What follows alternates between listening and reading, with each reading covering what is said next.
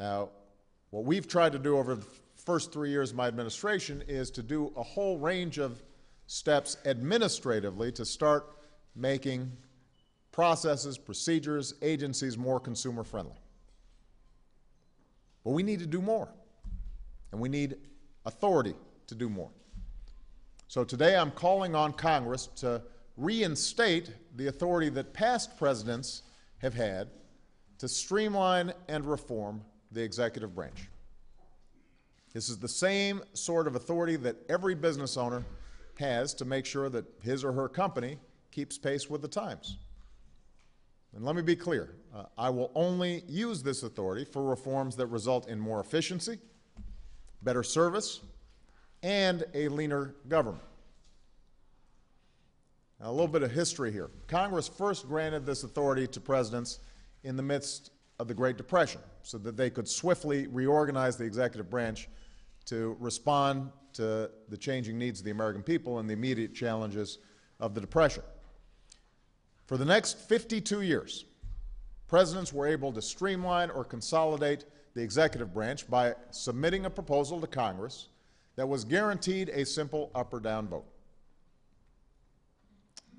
In 1984, while Ronald Reagan was president, Congress stopped granting that authority. And when this process was left to follow the usual congressional pace and procedures, not surprisingly, it bogged down. So congressional committees fought to protect their turf, and lobbyists fought to keep things the way they were because they were the only ones who could navigate the confusion. And because it's always easier to add than to subtract in Washington, inertia prevented any real reform from happening. Layers kept getting added on and added on and added on. The Department of Homeland Security was created to consolidate intelligence and security agencies, but Congress didn't consolidate on its side. So now the Department of Homeland Security reports to over 100 different congressional panels. That's a lot of paperwork. That's a lot of reports to prepare. That's not adding value. It's not making us safer to file a whole bunch of reports all the time. It has been a generation since a president had the authority to propose streamlining the government in a way that allowed for real change to take place. I mean, imagine all the things that have happened since 1984. 1984, we didn't have the internet, just to take one example. A generation of Americans has come of age. Landlines have turned to smartphones. The Cold War has given way to globalization. So much has happened, and yet the government we have today is largely the government we had back then, and we deserve better.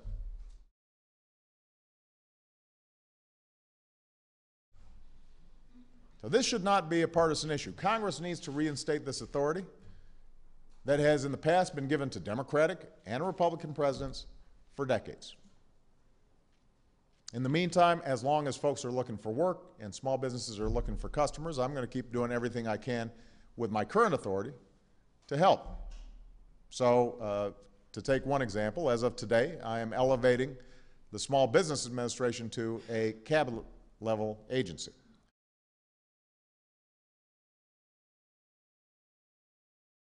In the coming weeks, we're also going to unveil a new website, Business USA. And this site will be a one-stop shop for small businesses and exporters, and it will consolidate information that right now is spread across all these various sites so that it's all in one place and it's easy to search. So with or without Congress, I'm going to keep at it. But it'd be a lot easier if Congress helped.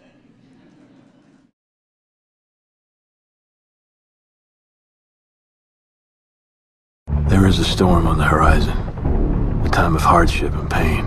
The war rages on. Global network remains strong, but we will not quit.